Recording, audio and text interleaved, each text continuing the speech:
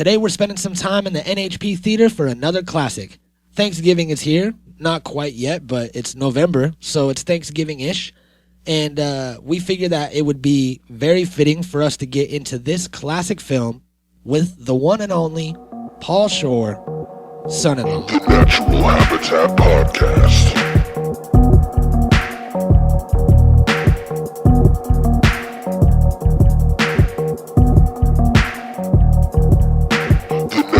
Habitat Podcast.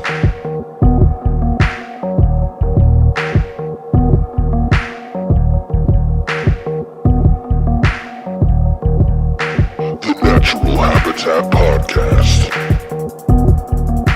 All right, let's do it. Fine, let's do it. Fine. I'm not scared. I'm not scared. Me neither. You think I'm scared? No, I'm not scared. You're scared. Scared? Say you're scared. No, I'm not scared. You're scared, man. Well, look, I've done this almost 100 times. I was born this way. That's why I perform this way. You know what? I was born in a podcasting studio. Oh yeah. Yeah, and last night. No, I was born in the morning. This morning. Actually, right. It wasn't my first. It wasn't my first birth. I was born again. Is what happened. Wah, wah, wah. I know, that's a sad story. I'm just like, yeah, I gave up my life, this morning and decided not to do anything fun and just wait to die so I can go to heaven. I fucking let Jeebus take the wheel. Let Jeebus take the wheel. I know that I shared the podcast in a bunch of pages and groups yesterday, and somebody listened to it and they commented on it and said, "It's really great that you have a podcast, and I'm not trying to be a prude or anything, but I wish I would have known that it has cussing in it." So, like, I looked at their page, and they had just recently shared, like, some Bible verse, like Psalms 23. So I immediately wrote them back, and I was like, "Stop listening right now. You're not going to enjoy anything we say." No, I let it go. But, I'm pretty sure that they ended up getting offended at some point. But then again, you welcome shouldn't to the podcast, everybody. Yeah. Welcome to the show. You shouldn't be filling your Facebook feed with Bible verses. Yeah. Hey, I'm glad that you brought this up because I wanted to speak about a couple little cunts out there in the Facebook world. All right.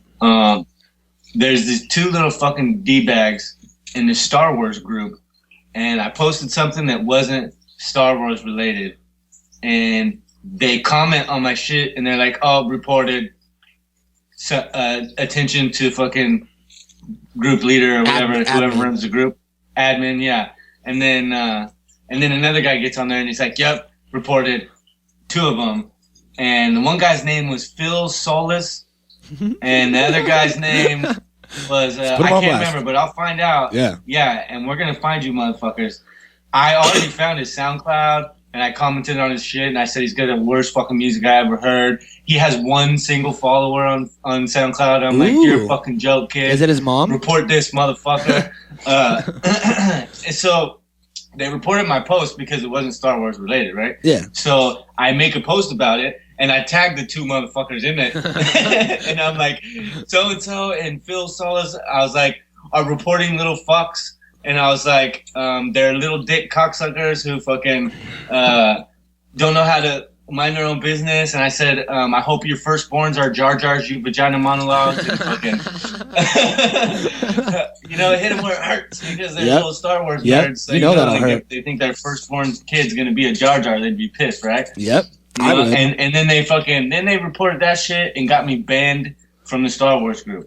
Now, it's fine. I don't give a fuck. You know what I'm saying? Like, I thought it was funny more than anything else. It was comedy to me. Yeah. Facebook is not real life. It's a fucking joke. And it's just a group. And if you're an admin of a Facebook group and you take that job seriously, you're a pathetic human being. You know what I'm saying? Like, seriously, like, you have nothing better to do with your life than pretend to be the principal of fucking school in a goddamn Facebook group that's irrelevant. You know what I'm saying? It has no need whatsoever. Yep, I agree. And so the same thing's been happening in multiple groups because we post the fucking episodes. We're trying to enlighten people and let them know that the show's here. And, we're very similar to other podcasts like Adam Carolla and Duncan Trussell and Joe Rogan. I feel like we are just like all of them, except for we have more of an advantage. We have fucking 3 podcasts in one.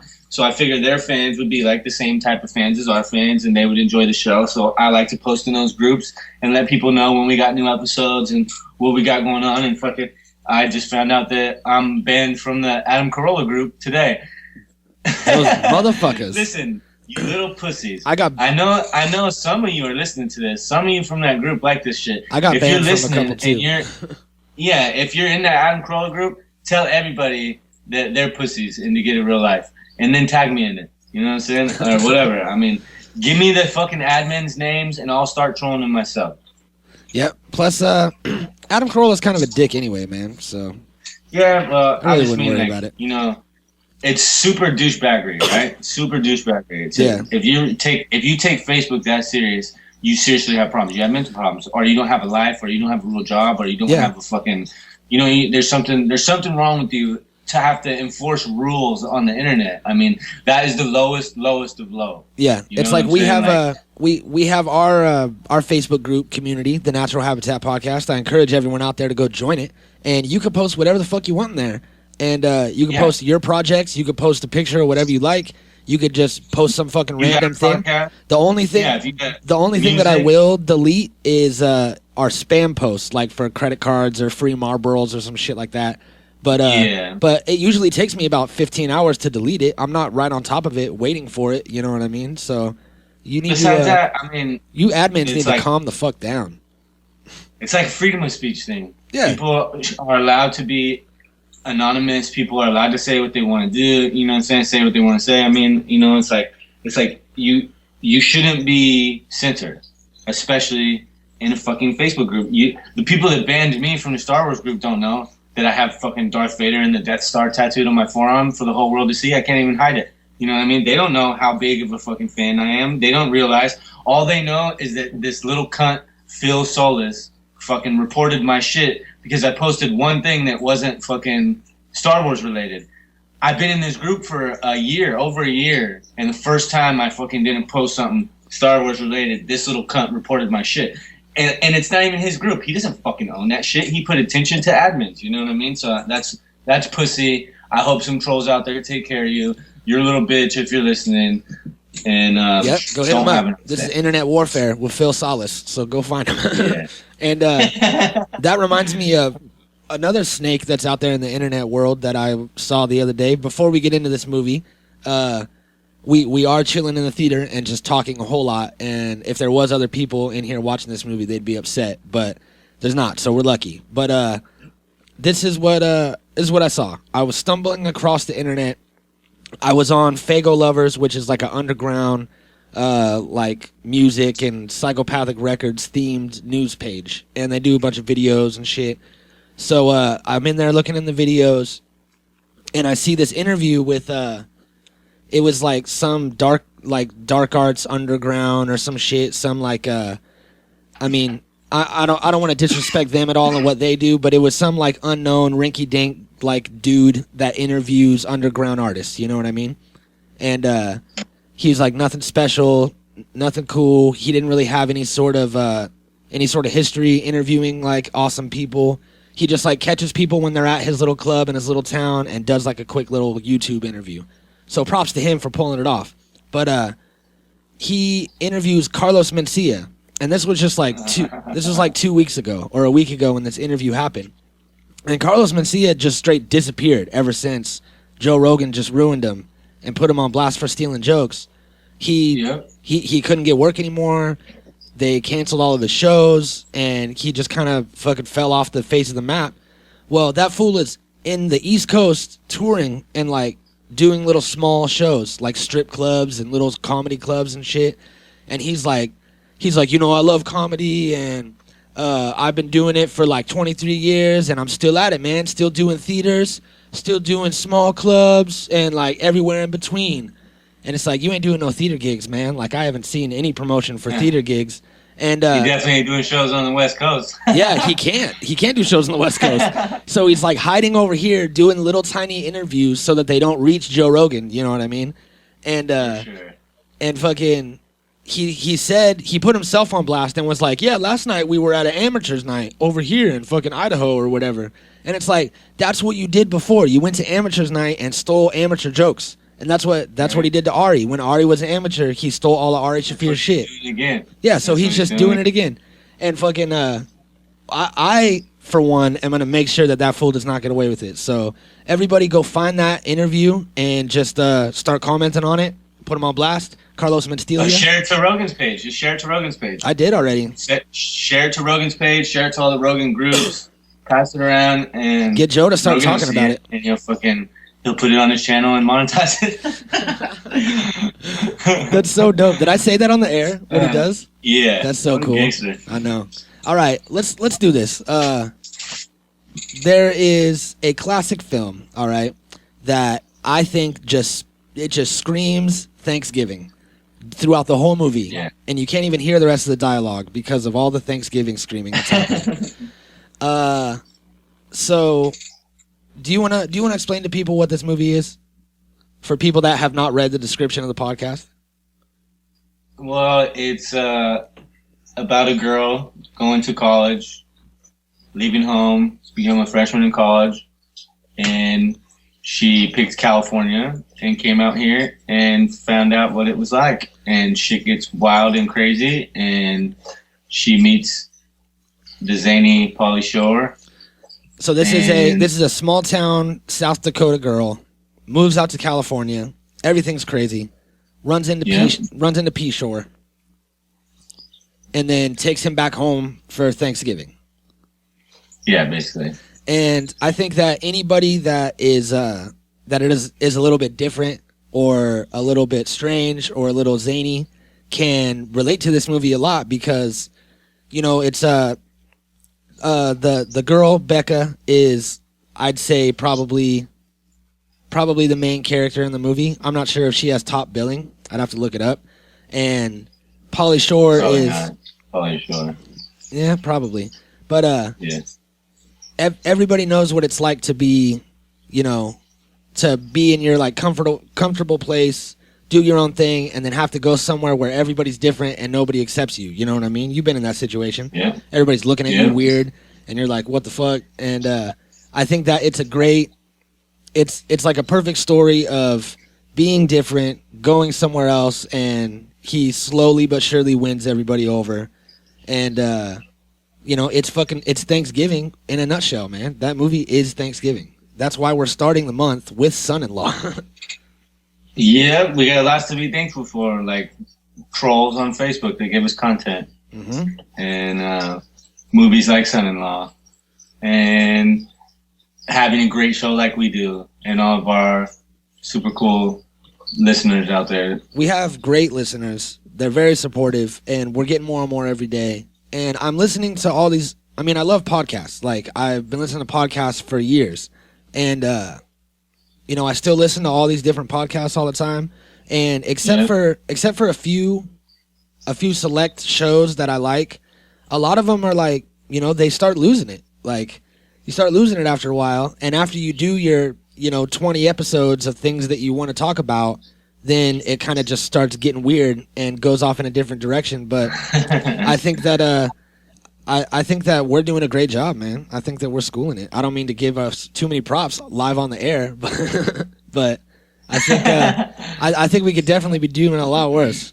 That's for sure. We could just be sitting here like this. Well, that's the thing. It's never work when you're doing shit that you like to do. Yeah. So this is not a job. This is fun for us. We get to talk about cool shit like Son-in-Law. Son-in-Law had a big impact on me growing up because it was about going from awkward to being accepted, and it deals with a lot of things that at the time, at an impressionable age, if you're young when you watch a movie and you know you're watching it for a comedic factor, but it does have things you can relate to at the same time.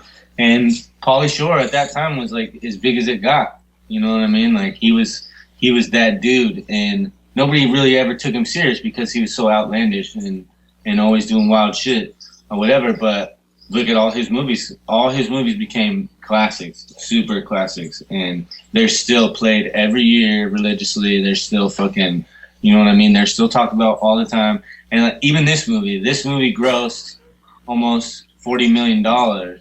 Yep. Back then. I guarantee it didn't cost that much to make. And you know it was good because it was a Disney movie. Disney never fucking gets it wrong. You know what I mean? So it's like, I think it was definitely a key part in my nostalgia factor growing up This one in the Army now, Encino Man. You know, Pauly Shore really was killing it. He was on fire. And then who knows? You know, people go through shit and he kind of disappeared. But I mean, I'm thankful that we got what we got out of him while we did. I agree. You know what I mean?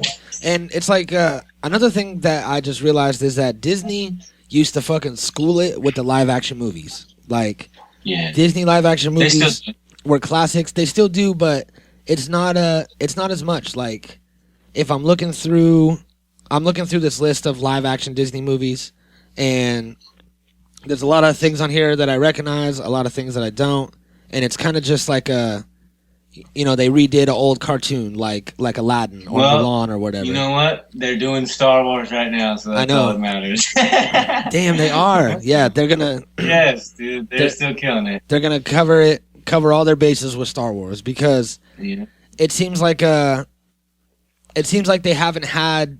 You know, Star Wars is gonna do it for sure, but it seems like they haven't had an iconic live action Disney movie in a long time that is going down in history. What is it?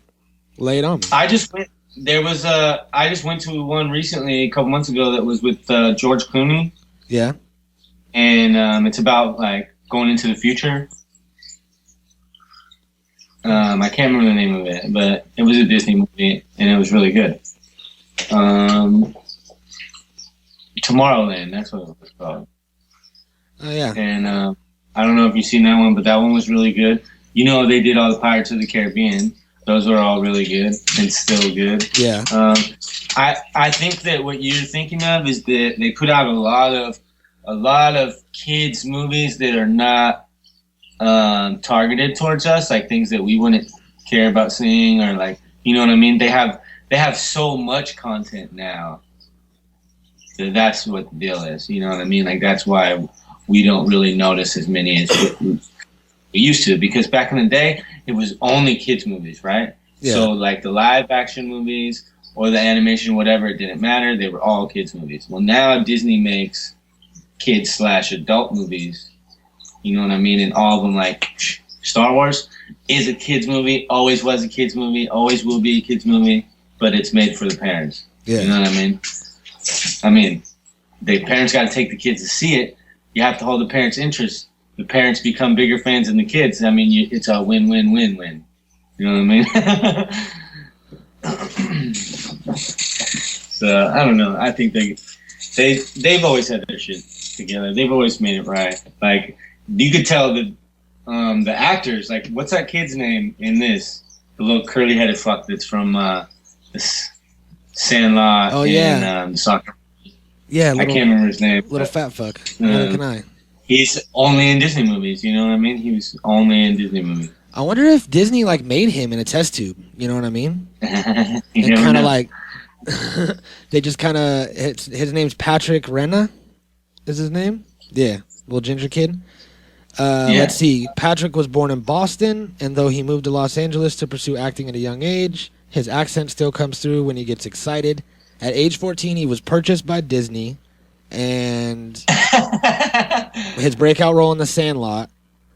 So yeah, he was purchased by Disney. So Disney owns him.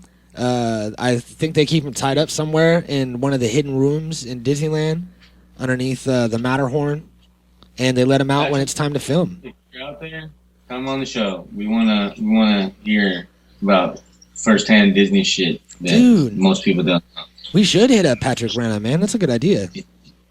That'd be a great guest. I'm gonna hit him up. Yeah. I'm gonna do it. I'm gonna email him right now while everybody listens. Or Benny the Jet Rodriguez. I know that. I know that one of the kids from The Sandlot like lives around here, and when I was in, it was like right after I got out of high school, so I was maybe like 19 or 20, and I would see him at parties all the time, and he would always get drunk and like brag about how he was in The Sandlot, and I never. Was it Squints? Yeah, it was Squints. That's who it was.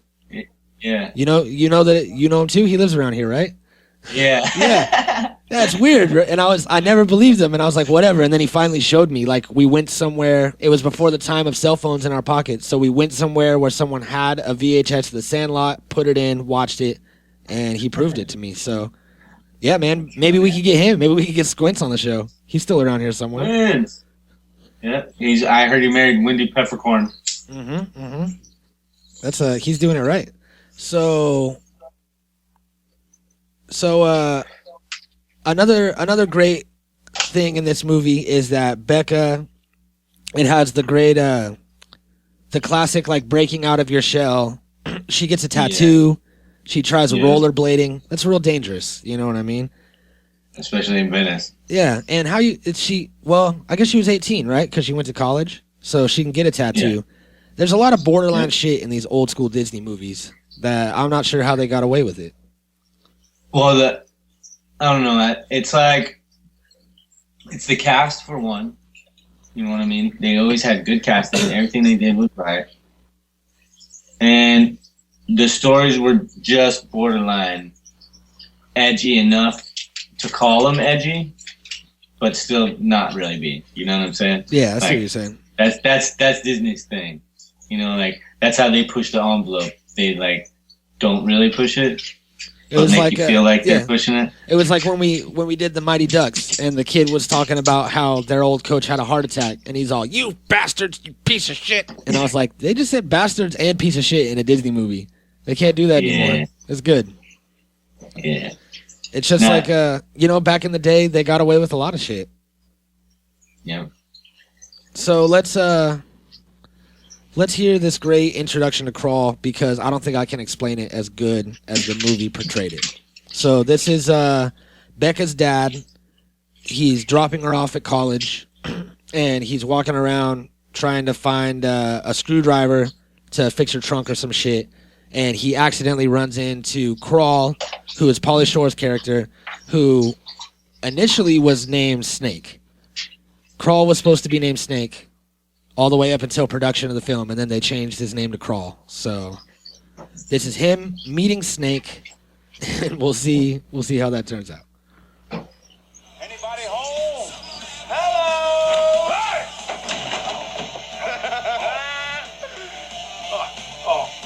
Sorry, I need a screwdriver. I'm sorry, I'm all out of vodka. Oh, no. I need to borrow a real screwdriver to open my daughter's trunk. Oh, you have a daughter. Is she hot? What? Don't worry, I'll keep a special ironer for you. My name's Carl. Yeah. And I'm the resident advisor. Oh, shit. What? Hey, wait, come back. Don't leave me hanging. That's like every father's worst nightmare when you go to college. Yeah. And that guy's in charge. And hanging upside down in his room, shirtless. It looked like he was smoking a joint, but they never showed it. There was a little bit of smoke in that room, though. I think the only movie he smoked on was Biodome.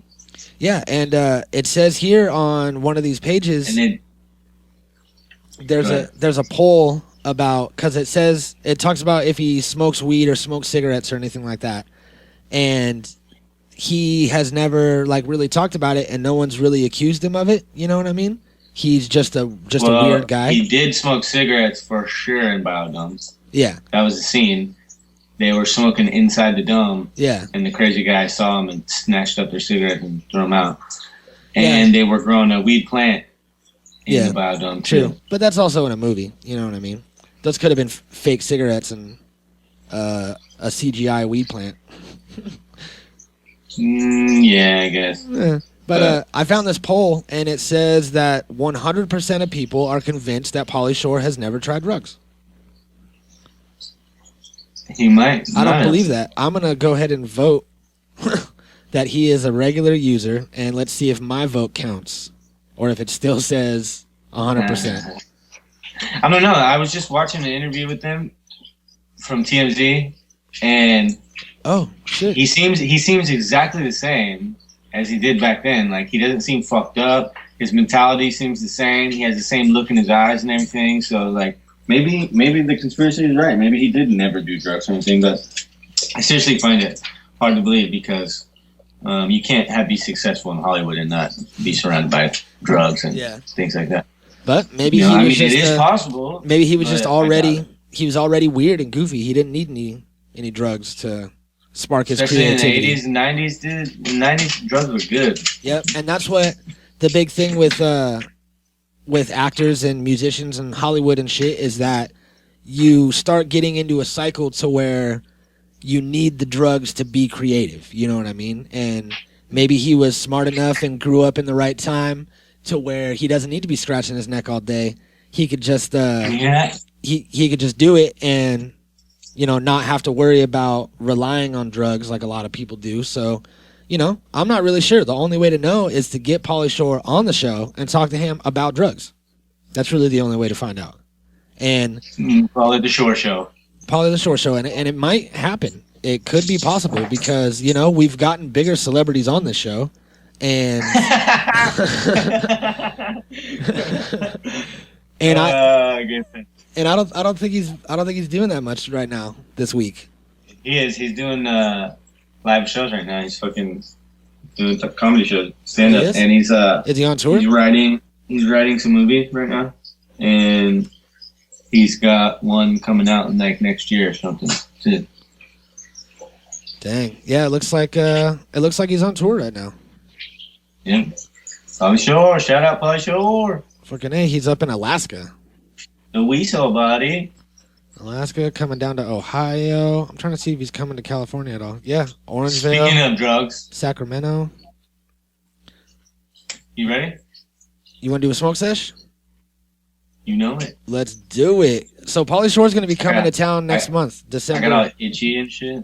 December 11th. What town? Sacramento and Orangevale. Fuck both of those places. How is he going to be in both of these places on the same day? Friday, December 11th in Sacramento, 7:30 to 8:30, and then Friday, December 11th in Orangevale, right next to each other. 7:30 to 8:30. They're at the same time. I think it probably is the same place. It's a misprint. So yeah. I don't know, but I'm ready for the smoky session. All right, everybody, flick your bigs and snap your pics, like Mikey loves to say. Say it, Mikey. Everybody out there, flick your bigs and snap your pics because it's time for the NHP smoke sesh. The first half was so great. The first half was good. Yeah. I did good. All right. Flick your pics and snap your pics because it's time for the NHP smoke sesh. What we do is we smoke weed, and you smoke weed with us. So we're all going to light up together right now. So pack your pipes and get everything ready. Get your nails lit. I happen to have some hash today, but I'm not going to take a dab. I'm just going to smoke it out of this pen because I got some good weed, and we got a great piece of material from the one and only Pauly Shore. Oh, what? We got a cool... I don't know if anybody ever knew about it, but he did make a song, and we have it here. Is this the only song that he's ever made? I'm assuming it's the only one I've ever seen he made. we should put out a Christmas album that has, like, this Pauly Shore song. It'll have Randy Quaid's Star Whacker song. It'll have, like, some song that Shelby Chong made somewhere. And we'll just put all of our songs from the show on there and then sell it. Make money off these people. Whackers! Star Whackers! That's a good song. It is. All right, well, engage this track.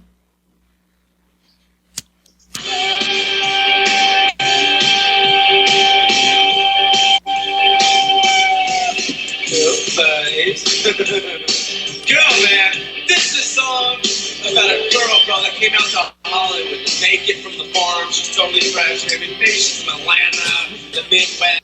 You know she's milked. She's totally clean. It's called Lisa Lisa. I'm a stony freshman dude with a mom on top. My melon's fully sweet, but I'll never stop. Stop trying to reach the from coast to coast. The ones with the cones are the ones I dig the most. Lisa, Lisa. Hey, cheers. Lisa, Lisa. I'm not. Second first. I'm cruising down the street in my Jeep. There's a Lisa chilling so I give it a beat. Witness my words and my helmet too. Your donut's kind of fresh. I wanna glaze you, Lisa, Lisa. Wow, you're a 10. Lisa, Lisa. I adore you. I'm driving down the street. Good and I want to glaze you. Driving down the street in my Jeep. Hey, you know what? That was a great song. I'm not gonna clown too much, for one, because everybody likes to assume that song making and songwriting and song creating is easy. From the outside looking in, people want to assume that for sure. Like, oh, how hard could it be? Yeah. Well, I'm gonna tell you how hard it Very can be. fucking hard. It's hard as shit. Try to make something that people actually want to listen to. Go ahead. I'll wait. Yeah. I got 150 years for you to figure it out. You know what I'm saying? Like, this shit is not easy. It doesn't come to everybody. You know what I mean? And I mean, yeah, it's a bullshit song. He's a fucking horrible singer. It was a half-ass attempt, but I mean, it's better than some shit I've seen.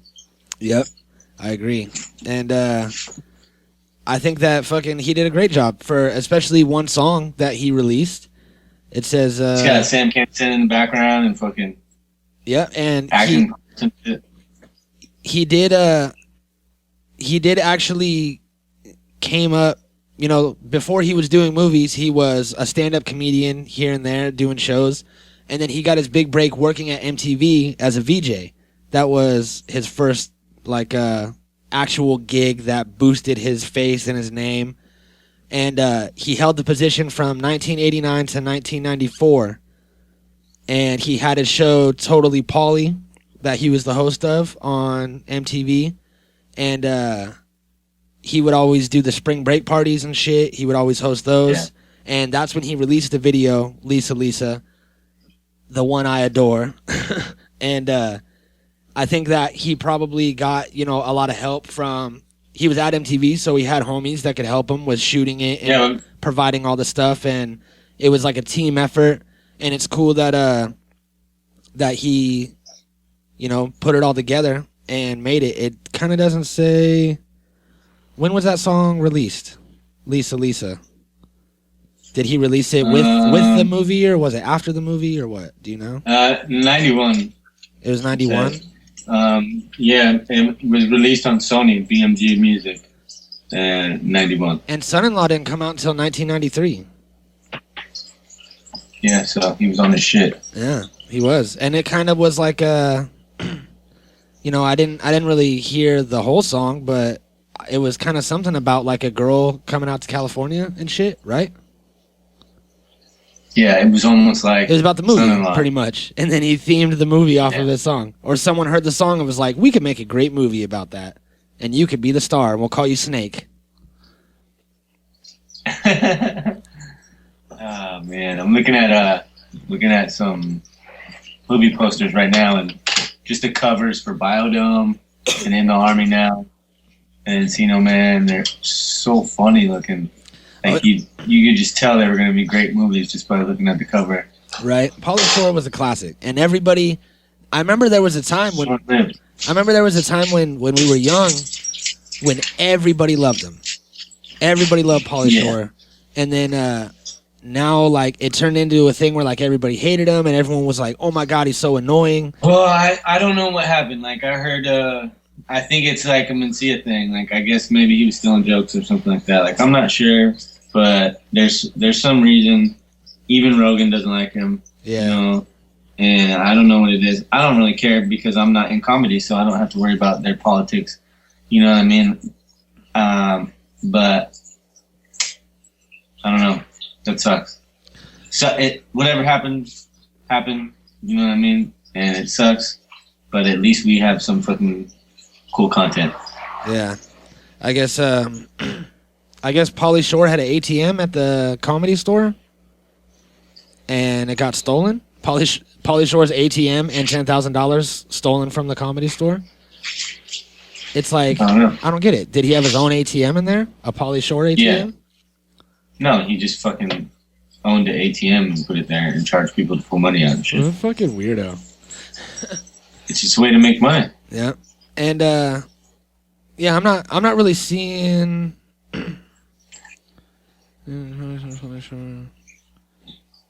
Yeah, I'm not really seeing anything about Pauly Shore stealing jokes, but for some reason I think he was involved in the whole Joe Rogan Carlos Mencia thing. Maybe. I don't know what it was. We should look it up and come back to it later. Yeah, we'll find it. But Maybe on the next Pauly Shore movie. I know that Encino Man was a classic. We should definitely do that one day, as well as Biodome. And I forgot all about the Encino Man cameo that Brendan Fraser was in Son-in-Law at some party. Yeah. And they do the weird thing where they like cross the universes, and Crawl's like, "Wait, are you?" Like he knows who he is, but that was a different character that Pauly Shore played. I like when they do shit like that. Yeah, me too. That's always cool to see the connections like that. And they were really the pioneers back then of doing things like that too in the 90s. You know, 90s and 80s really started all that shit. And now it's like everywhere. All the comic book universes are connected, and like, you know, all kinds of stuff's connected now. Yep. And also another cameo in that film was Flea from Red Hot Chili Peppers. He's the tattoo artist. Yeah. Yeah, he's all crazy. And that was back when the Chili Peppers were huge. They were huge too, showing their dicks all over the place. Fucking under the bridge downtown. I know talking about heroin, fucking shooting their life away. I know it's like I don't know what happened with Pauly Shore, man, but it sucks because he really was like, he was one of the greats, one of the great comedians. He had, like, say what you will about, you know, he's like, his character is like dumb all the time and like not really that smart and just kind of like, oh, okay, buddy, and then, but he was. But that really, was his character. Yeah, he owned it. That's what I was saying. Nobody else was him. It was original. Nobody had done anything like that. He was the only one that had that character. He was the weasel, you know what I mean? And everybody loved him. Yeah. And then he disappeared, and then he made Pauly Shore's Dead, which was a documentary about how he died, but he didn't really die, and he made the documentary. And he went around and had people interview, like, people that he used to work with, his friends, his family, strangers, and, like, nobody cared that he was dead. Like, everybody was like, yeah, whatever. It's like, I thought he was dead already. And then a lot of people were like dicks. Like, people were like, good, I don't give a fuck. He fucking is annoying. Like, he could stop annoying us. And it's like, that's a person, I think dude. That was probably part of it. That's a guy, like. That was probably in the script, you know what I'm saying? Like, yeah, probably, but it's a mockumentary. It's not like a real documentary. Well, I believe everything I see on TV, so I think it's real. I doubt anybody really hates him like that. Yeah. Well, I think that there's a lot of people that still hate on Pauly Shore to this day, and it's a bad rap that the dude got. So I really would like to get him on the show and have him speak his piece and tell all these other people to fuck off. You know what I mean?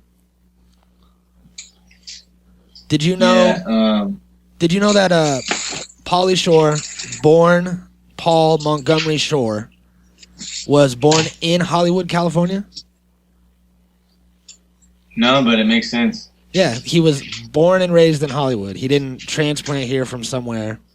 So that kind of does make sense of why he's like that. He's like the way he is. Yep. I got a cool clip of him doing stand-up somewhere, and he's telling a little funny story about the Son-in-Law movie. People ask me the stupidest questions about Son-in-Law all the time. They're always... It's like, Paula, did you really ride that pig in Son-in-Law? I'm like, did you see the movie? Yes, I did. Was I riding a pig? Yes, you were. And guess what? I was fucking riding a pig in Son-in-Law. I almost died for you cocksuckers. And then people are like, Polly, well, if you rode that pig in Son-in-Law, why don't you do Son-in-Law too? Because unfortunately, half the cast is dead, and I look like John McEnroe now. Okay? So true.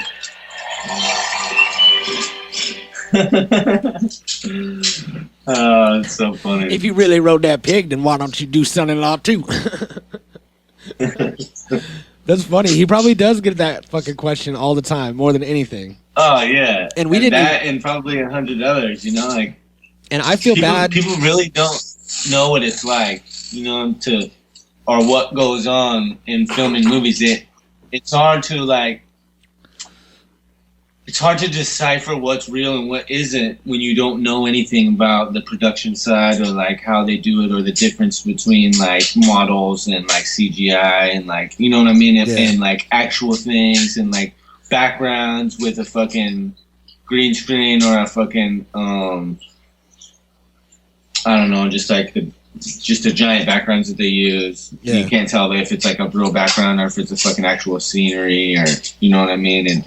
And when you're not, when you're like just a fan, just a normal person like that, your conception is different of like what's really going on. So, yeah. And back then in the 90s, you know, like think about everything was hands on. There wasn't no like CGI wasn't as big as it was yet. You know what I'm saying? Yeah. And they were like, everything was really a lot more likely to be happening, I guess. Yeah, so you would, it was more believable. You'd see it and you'd be like, damn, I can't believe they did that. But now you got to question everything. Right, like, now you just got to assume everything's fake. Like, yeah. Yeah, now you wouldn't think it was real. There's no way any actor would actually ride a pig now. Too many rules and too many fucking insurance things and too many fucking, you know what I'm saying? Everything's all fucked up. Yep, so they would just have some like automated thing with a green screen on it, and then they would just put a pig in later. Like a fucking mechanical bull or some shit. Yep. But and then it leads to people coming and asking stupid questions like, "Did you really ride a pig?" It's like, "Yeah, I rode a pig." Or it'd be like, "Were you really in France when you shot this thing?" It's like, "No, we weren't really in France. Like it was a movie set." Yeah. So I mean, it's like, imagine what it would be like to be like Pauly Shore level famous. Or, I mean, he's not the most famous in the world, but, you know, people see him, they recognize him, they know his movies. So imagine, like, being... A whole generation. Yeah, or imagine being, you know, like George Clooney famous or fucking Tom Hanks and having people come up to you and ask you these same stupid questions all the time. Nobody asks you real things. Everybody bothers you while you're eating and, like, wants to take pictures of your kids and shit. Like, that would suck, man. I totally sympathize, or empathize, rather, because I don't know what it's like, so... I empathize for Pauly Shore for that because he has to deal with stupid people and stupid shit all the time. But that's part of it, you know what I mean? Like, you have to have known that. Yeah. You have to have known that. Everybody knows, like, you know, going into that. You see that happening to everybody else. So if you gain that type of fucking fame, you know it's going to happen to you too. I mean, it's like, that's the deal that you sign. Yeah, you have to be ready for it, but everybody that it happens to, they say, you know what you're in for when you get into it, but you really don't know until it happens. It just depends on what level you reach. That's all. Yeah, exactly. I mean, like, that's if why you're on a fucking Michael Jackson level, shit's ridiculous. You can never have a normal life. If you're on a fucking Joe Rogan level, it's not so ridiculous. Yeah. You know what I mean? Joe Rogan's a huge star. But he can still go places, and people will just be like, "You're that guy that used to be on Fear Factor," and people will just be like, "Oh, yo, what up, Joe?" If they don't watch, out, or if you don't listen to podcasts or watch UFC, then you might not know that he's been doing stuff. So he could still get away with just being someone that used to be a celebrity. You know what I mean? Yeah, and I think like even a lot of musicians, right? Like there's a lot of musicians that are not big as others, and probably have like an easy time like getting around and doing whatever they want to do. Or there's even huge ones that nobody knows who they look like. Like fucking, I don't know what Ben Folds 5 looks like. Like is that a band or is that one person? Is it Ben Folds or is it 5 people? I don't know what Ben looks like. And if I was in a store and I could be in a store with fucking, you know, name the band. I could be in a store with a drummer from the band and I won't know that I'm with them. Yeah. So it all depends on what you're doing. And that's why I never want to get to that level of fame. I would much rather be the unknown guy that just makes some money and like get some credibility for my art. And that's why every 2 months or so I diss my fans. I diss them all. So I'm not gonna do it. I'm not gonna do it right now because it's Thanksgiving, and next month's Christmas. But in January, you can expect some negative energy coming from me towards you guys. Happy Thanksgiving and Merry Christmas, motherfuckers. Happy Thanksgiving, Merry Christmas. All right, well, yeah, man, I think Wrap. I think that's a wrap. I think that we could get deep into Pauly Shore movies, which we will later on in this Saturday matinee thing. But we're gonna be hitting more Thanksgiving themes for the rest of the month. Cause Yeah, you're locked and loaded. Is that a thing people say? No, it's a thing I say. Well, you heard it first here. Locked and loaded. Engage. Well, thanks for joining us, everybody. Go and enjoy Son-in-Law. If you ain't doing nothing today and you're just chilling, this podcast's over. So you're really sad and depressed right now because there's nothing to listen to and there's no new episodes. So go and run and watch Son-in-Law. It's on Yeah, you. you feel like you already seen it. You can rent it on YouTube for $1.99. That's how YouTube works now. So, Or you can stream. or you can download it illegally. Did I say legally? I meant to say legally. Yeah, legally. All right, well, Starts with L. everybody, we love you and have a great day. Peace, bitches. The Natural Habitat Podcast.